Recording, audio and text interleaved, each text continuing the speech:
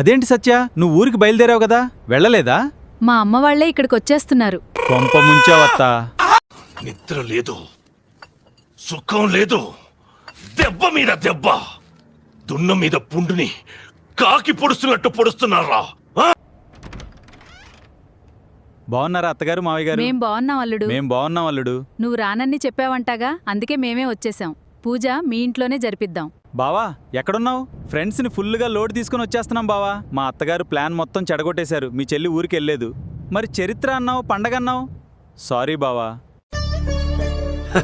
సరే తరలే, ఎన్నెన్నో అనుకుంటాం, అన్నీ జరుగుతాయా ఏమిటి?